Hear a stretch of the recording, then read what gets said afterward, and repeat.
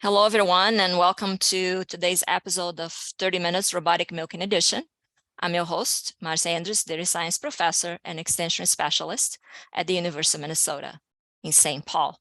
With us today is also your co-host, Jim Sulfur, dairy extension educator at the St. Cloud Regional Office. Hi, Jim. Hi, how are you today? Doing good. Snowy day here in Minnesota. Yes, definitely snowy day today. Beautiful day. It's one of the prettiest days because there's no wind and the snow is falling. I don't know, we maybe got 6 inches here or so.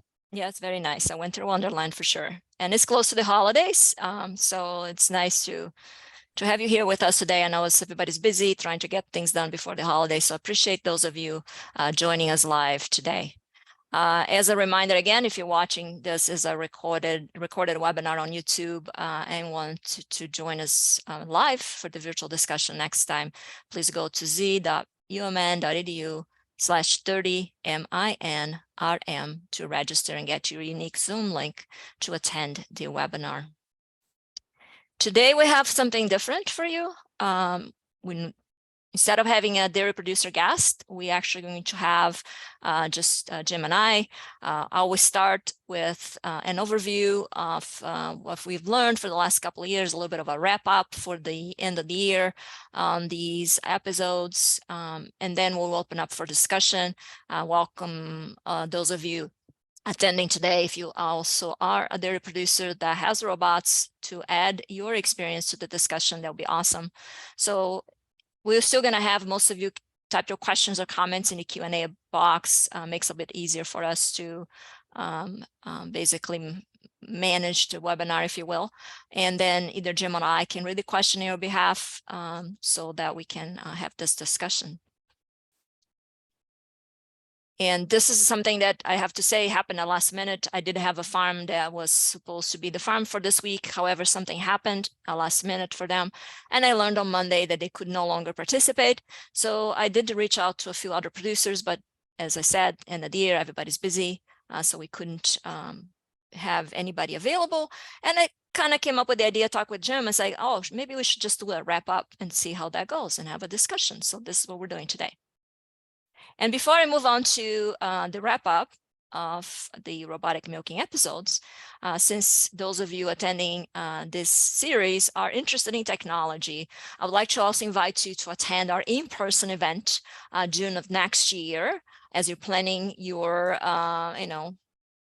things you want to do in 2023. Please put our conference on your calendar.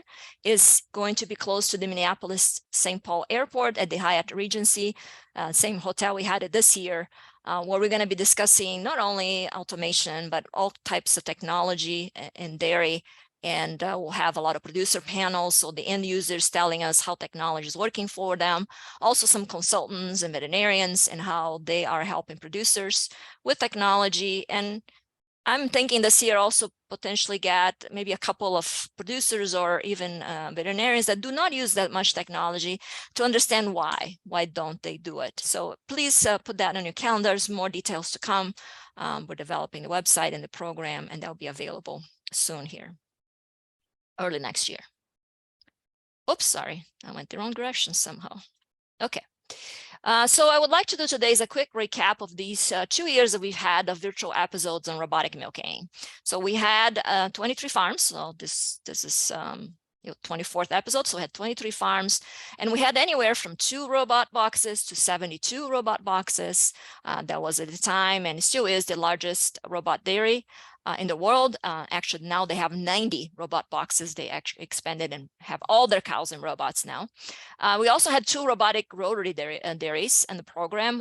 The last one this year has 80 stalls, 80 milking robotic stalls for 2,700 cows. So all different sizes of dairy, all brands, the most common brands in the US. So we had Lely, the Laval, AMS Galaxy, and also the Gia Dairy ProQ, which is the rotary robots. We had farms with freestalls. That's the majority of our webinars were freestall dairies. We also had a pasture-based herd with a betta pack for winter housing. So this is, again, showing the diversity that exists amongst farms using robots. Most of the farms that we had, I was looking back, and this was not by design, it just happened. Most of the farms were using deep bedding. Most of them were using sand, some with manure solids, but we do have farms, again, using water beds and mattresses too. That's again showing the diversity of options that we have when we design robot dairies. Natural ventilated, as you see here on the bottom, tunnel ventilated, cross ventilated farms, all different examples during this series. Again, showing that there are different options and there's not only one way to house cows and work with cows in robotic milking systems. All the episodes were recorded and I post them on YouTube. And this is a link here for the recorded webinars. And this is something that goes on your message after attending the webinar. You do receive a message. If you attended or did not attend it, there's an automated message that comes from Zoom and includes this link. This link has all the episodes. They are in chronological order, if you will, from the most recent to the least recent. I usually add a description to each recording to tell you what kind of robots they have, how big is the farm, and so on. So you can kind of look at that description and to decide which one of the episodes you want to watch. And again, they're 30 minutes long, and that's something that we try to do to keep it within that time frame, as everybody preferred that time frame. When Jim and I did a survey of dairy producers, that was the length of time they suggested we run these webinars. So one thing that, of course, is very clear as we do these webinars and as we've done surveys and other colleagues across the country and the world have done research on robotic milking, is the main reason that producers decide to install robot systems to milk their cows is labor. Labor flexibility, labor costs, labor availability, and also the improved quality of life that comes with it for the family, or for those that have employees, also for the employees. So this is obvious that is the main drive. And we've seen recent adoption of robots, even for larger dairies, over 1,000 cows, due to primarily, again, the availability of labor, and the fact in some states such as California, New York, the work weeks now are 40 hours, so that there's a lot of cost paying for overtime to have employees. And so they're looking at alternatives as their parlors are getting older. We had an example, our last webinar, producer from California, they were upgrading from a flat barn and corrals to go to the next stage. And now what do we do? Do we put a rotary system or a parlor system, or do we go with robots? And they decide to go with robots, again, for that labor cost and the fact that it's taking them less employees, a lot less employees to manage the same number of cows. So that is important to producers. For the smaller dairies is the availability of time or flexibility of time, being able to attend their kids' games or going to a wedding, you name it, being able to not being tied to a specific schedule of milking cows, twice a day. That has helped them have a better quality of life, in spite of the calls that might happen in the middle of the night from the robot that make them having to get up and go, but those are not super common. And producers have adapted to that, and they still prefer that quality of life the robots afford them by not having to milk cows. And be able to also expand without having additional labor. So those are things we learned through these webinars and also some research we've done. And one aspect research that we've done, and this is actually done by UC Davis, I'm a co-investigator with them. This is, we're in the process of finishing the paper for this, but one question we had in that survey was about reducing labor by transitioning to robotic milking systems. And almost 80% of the producers answering that survey, these are producers with 7 robot boxes or more across the country, across the US. And they're almost 80% of them saying that definitely or probably their labor costs have gone down. So that's, again, bringing up the labor. Jim is working on, and I'm helping him with the current survey we're trying to finalize here, where my students trying to contact more producers, so we have more producers involved. And that survey, we're trying to actually gauge more detail about time spent on different tasks on the farms that have robots, again, more than 7 robots. So for the larger dairies, where is the time spent and different tasks and robotic systems. So that's, stay tuned for that one. We'll hopefully get that done by next year and share with you. At the end of each episode, when you guys log out, or sometimes maybe I think when you get your Zoom after webinar email, there's a link to a survey. And some of you have been kind enough to fill out the survey, so thank you. And one of the questions from the survey is like, what have you learned today? Did you learn something new by attending this webinar, and what is it? So one of the common answers, and that has happened multiple webinars, is how we manage our first lactation cows, or how most producers refer to the first calf heifers. So how are the heifers grouped? And producers have indicated in this webinar series that they are grouping them separately. Producers that are grouping them separately, we have actually one example of a producer in Wisconsin on the series that has 4 pens, 1 pen per robot, on a guided flow system. He used to house their cows and heifers together, but then he decided to separate the heifers and have a separate heifer pen. And he saw an increase in production. I can't recall specific, but I think 4 or 5 pounds more milk by having those heifers separate. So grouping them as a separate pen just for them, if you have a large enough dairy, that's something that appears to help them, because heifers are still learning. They are smaller. They don't compete as well. So the dominant bigger cows might have preference going into the robot. So that's something that's to think about. And another advantage was brought up by at least a couple of producers in our series is by having a separate group for heifers, they can have different liners for the milk cups where they are more appropriate for the size of the heifer teats that really makes them more comfortable, and that might be helping their visits and them adapting to robots. So those are things producers or attendees learned. People answering the surveys are, I would say half of them are producers, the other half are consultants, some academics, some company personnel, some students, but mostly, again, at least half of them, I would say 40 to 60% have been their producers. And another thing that attendees learned from attending the webinars is training heifers. It's a big question that comes up. How do we train them to use the robots? And that has varied.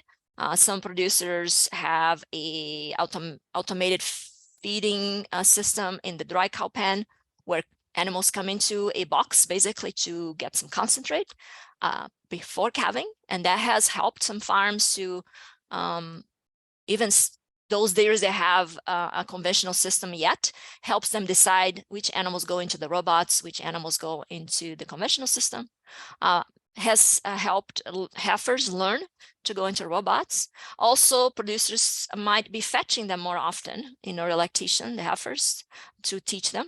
But there is also some producers that are training them not just by having that feeder in the dry cow pen, but also bringing them through the robot. This is a case study that we did a few years back. We presented this at Dairy Science. This is a case study, not through research, but we looked at a producer actually that's part of this series. They still train their heifers as of today. Heifers come to the barn a couple of weeks before calving to a bedded pack next to one of the robots. And then they manually bring these heifers through the robot box a couple times a day. And they feed them a little bit of concentrate, just maybe a pound a day, just to get them used to come into the box. And you can see here, and I think this is very telling, the difference from 1 year to the next when this is before, when they're not trained yet, and then after they train them. We can see here more in the early lactation, more than 1 visit per day, 1 extra milking per day in early lactation, which of course will translate to potentially higher peaks and higher productivity. So that's one way that particular farm has the ability to do so, and they were part of this webinar series. Other learnings include just comments about, I learned more about different brands of robots, or I learned, for example, new technology that exists, the cow locator, for example, somatic cell count, the automated California Mastitis test, the somatic cell count that can be installed in robots. Others learned about the differences between guided and free flow cow traffic. They learned that guided flow can work, especially if it's milk first. We do not recommend a feed first guided flow, which those in previous research have shown are less productive. Guided flow, milk first, free flow cow traffic, research we've done here in Minnesota and others have done show very similar results in terms of productivity, cow health, and so on. They learned about the fact that sand can be used in robot barns. There was some concern, I think, or there's been comments maybe made to some people that sand does not work in robots, but as a matter of fact, like I said earlier, a lot of the farms in our webinar series use sand. So obviously sand does work, more maintenance, of course. So that was comments were made that they learned that there's more maintenance costs potentially, but you have the cow comfort, low somatic cell counts that come with it. So that's another thing producers mentioned. They mentioned also the fact that they learned how large installations are being managed. Sometimes it's still having a conventional parlor along with the robotic milking barn. The feeding practices, some attendees learned, for example, that you can feed just corn gluten pellets in the robot if you have a guided flow system, and this is enough to bring cows in the robot. Some producers are feeding 2 or 3 different types of pellets in a free flow system. And that allows you to more precisely feed your different groups of cows. Feed your fresh cows, your high producing cows, your low lactation cows. So that's something that was learned. And foot bath use and location. Where is it installed? How important it is to have foot bath and manage lameness, because lameness is a problem in robot systems. So this is also being brought up by the attendees as something that they learned, having the foot bath at the end of the barn and bringing cows through manually, for example, or have it at the exit of the robot, but having it in a way that cows are automatically sorted to go in that direction, to use the foot bath maybe only a few times a week. So that's something that was learned from the webinars. So these are just some examples of what you guys told us you learned from the webinars. But now I'd like to open up for a question and answer session on other questions you might have or things that you learned from participating on the webinar or working with robots, making this a discussion. And appreciate again those of you who are here today. Jim is going to join me. Jim has a lot of experience too working with robot barns. And I'd like to see if you have any questions, please type them up in your question and answer box there. Or if you want me to allow you to speak, I think you can just request that, and then it can help you with allowing you to speak instead, if that's preferable today. Jim, any other minor things to add in terms of what you think we learned from these webinars?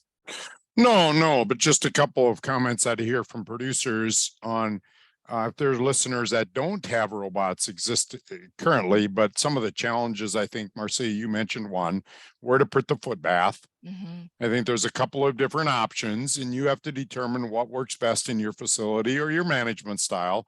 I think where to dry off cows. Mm-hmm. That's always a little bit tricky in trying to do, okay, so now I don't have them in a parlor or a tie stall barn where I can get access and they're clean. And so where can I do that to be clean and really, you know, if you're using antibiotics or if you're using one of the teat sealants, you really need to be clean doing that. The other challenge, of course, we talked about is how do I bed my cows now, right? I've got cows in the pen, multiple ways of doing that. You know, I have these conversations a lot. With sand bedding, because I think you hear that a lot. Well, why would I use sand bedding? Well, part of the reason is sand bedding, you probably only have to bed your stalls once a week or every 10 days. Right. Whereas if you're using organic bedding, you're probably going into those pens 2 to 4 times per week. And so it's kind of a trade-off, right? It's maybe a little more work. It's harder on equipment, but it may save me some labor. The other one that comes up pretty often is Most farms do very well with somatic cell count, but I think if you have a contagious organism or you've got, it's just that there's nobody looking at the teat. So it is really important to keep your cows clean in these barns, or you can have a little higher somatic cell count issue. Cause I run into that fairly often. I think some producers' somatic cell count is clearly higher than they would prefer. Right. And it's a little trickier troubleshooting it in a robot system than it is in a conventional system. So for people that might, the other thing I hear pretty often, especially at larger farms, it's a very different type of labor. Yes. It might be easier to hire labor, but different, because more they want to do it, expensive. but Yeah. yes, more expensive labor. And so the hours of labor may go down, but your actually labor costs may not go down a lot, because you'll have a bigger pool, but because of their skill set, they're likely to want to be paid more. So I think those are things that people are thinking about putting in robots that they maybe need to be pondering or thinking about a little bit. But I really would love to hear from some people that are on that maybe have participated over these 2 years, what they've learned and or how they manage their system. I mean, we just randomly picked these, Marcia. But I'd be curious to know what other people's experiences are, whether they're overseas or whether they're in the US. Yeah, any producers in the audience that would like to share some of your experience or concerns you might have, or questions you might have, or if you're thinking of having robots, any questions for or those in the audience? Yeah, I mean, a couple of the other things I can keep talking here that, well, I mean, if we don't have any questions, Right, I think about is, I think one of the real keys, and we run a lot of models, Marcia, on profitability of robotic systems, but one of the keys really is getting more milk compared to your old system, which might be easier than the labor efficiency piece. That's kind of all over the place. And I think part of it is really laying out your facility so it's very labor efficient. Yes, definitely. Yeah. And so I think, and then I think it's even the mindset. I think oftentimes producers don't think about the mindset of this whole labor efficiency. And what are you going to do with that excess labor? Right. And again, we're thinking of here the US perspective, right? Again, I want to make it clear, if you're in Canada, when you have a quota system where you don't have to push your cows as hard, you don't have to have as many pounds per robot. It's a little different world. Here in the US, as you probably are aware, we have very tight margins, and we need to really use the robots to its capacity for sure. So we have farms having very 8% free time in the robots or less, sometimes just really pushing hard. We see some gutted flow farms over 70 cows per robot sometimes, again, trying to get that productivity. Again, we need to be careful how you do these things, but that's right, Jim. Making a barn more efficient will help with that too, right? Well, okay, we have a question or comment from somebody. Okay, any idea between labor efficiencies between free and guided flow? That's what we're trying to get with the survey we're just doing currently. There's not a lot of research on that, but good question. I don't want to say something in terms of this until we got a little more data, but do you remember any other research done, Jim, already looking at the labor efficiency between the two systems? No, I've really looked, and I think hopefully this, as you mentioned, Marcia, hopefully this new survey that we're doing will give a little more insight in that. I mean, I don't know of any research out there. I've talked to producers, and labor's kind of all over the board. So I think it's an excellent question. Right. And if any of you here, I know we're trying to focus on that research also for larger dairies, just because they have more employees. Not that we don't want to have smaller ones, but we're looking at labor costs or labor. So these are larger dairies, again, for that survey, like the UC Davis and I did for the other survey.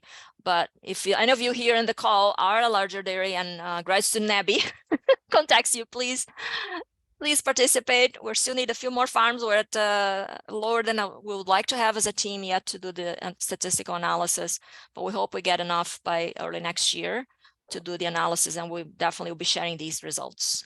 So Jim is helping us moving that forward, but I have my grad student contacting the farms and filling out the survey. So thank you.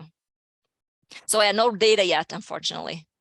Yeah, I think that's a couple other good questions. Do you think the industry can use robotic milking as a value proposition as it relates to improvement and sustainability to address sustainability questions? Marcia, do you have any? I don't. I'd be curious to hear what other people have to say, but that's a really good question. Yeah, I think we look at sustainability in different ways, right? So if you look at that efficiency and that definitely, I think robots might be able to help with that. And also maybe the fact that cows have such a different comfort level, if you will, that might be good from a social perspective. But again, not a lot of research on that, unfortunately. More work needs to be done. I think there's a follow-up. There was a difference. There's no production difference between the two systems. I think there's a follow-up to the labor efficiencies to guided versus free flow, and no production differences. Yes, I would say now, if you compared a milk first guided flow system and a free flow, there's no difference in production. All the research where they had a mix of some free feed first systems in Europe and so on, there was an advantage for the free flow, but I don't see that anymore. Research does not show a difference in production now between guided flow and free flow.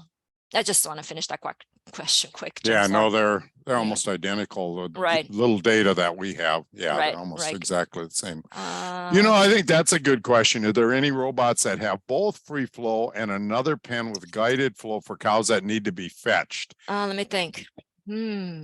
I guess I can't think of any farms I've been on that have had both. We've had people, obviously a number of people, because they've been a part of our system, that have a parlor system and a free flow or guided flow system, but I'm not sure. Sometimes there's some retrofits with different types of guided flow, maybe, but I can't think of a farm that I have that has a guided flow and a free flow system. Doesn't come both to mind on the either. same facility. Yeah, they have the modified guided they call sometimes, and it's Yeah. like a hybrid. I've seen some of those, and then they have actually, as a matter of fact, when I was in California, I was in California actually. One of the areas I was at, they had one of their robots is a free flow, and the rest of them are guided flow. So I take that back. They have 13 robots, and they're going to be on this webinar. So not now, but I talked with Travis, and he's willing to participate. So I just talked with him this week, and he couldn't do it this week, but I'll get him in. They have 13 robots. It just happened to be that one of their robots is free flow, one or two, and then the rest are guided. So it'll be interesting to see if there's any difference between those pans. But anyway, that's the one I can think of. Whey versus, I don't know of any people feeding whey. Do you? There's people feeding molasses and a few other liquids, but propylene I'm not glycol. familiar with. Yeah, but I'm not sure. I'm not familiar with it. Doesn't mean it couldn't work or shouldn't work, but that's an interesting question. Yeah, I'm not familiar with that either, but thank you for bringing that up. Yes, excellent. So this is good. People feed whey, but they'll dump it in their right TMR. Right, PMR. not in the robot. Right, exactly. Feeding, a couple questions on feeding whey. That's something maybe we need to do a little research, Jim. Double check. Maybe it's been done in Europe somewhere or I don't know, because that is the liquid dispenser in robots that could be used maybe for that. But good question. Thank you for bringing it up. Two people brought it up, so we need to look into this, Jim. Feeding whey. I'd be curious. Jason has a comment here. Is that production between free and guided or a total volume that the robot harvests?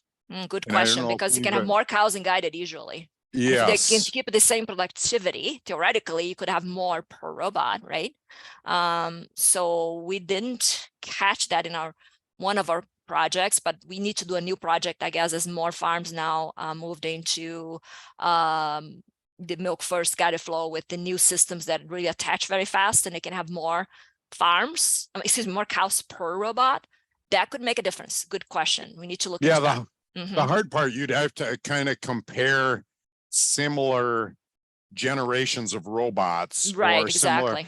Or similar brands of robots, so you have a fair comparison, because you can't compare because the robots, every brand is getting better with speed of attaching, etc.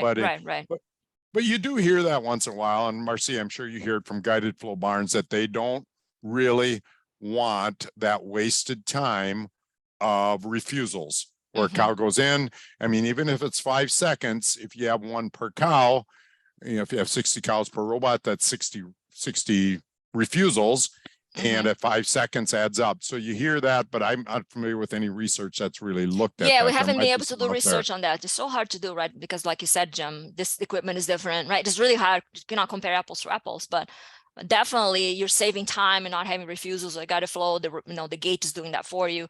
So there's that difference. So that allows you to have more cows per robot potentially. So yeah, this more research is needed, guys. Thank you for bringing those questions to us. Oh, is free flow not more animal friendly? That's what do you think, Jim? I think that's some people feel that way, and I guess it's a philosophy. Cows are more free to do whatever they want, and then for the guided flow, the cows have to learn one additional step, which is going through the gates. But they do learn, and once they learn, I don't know. What do you think, Jim?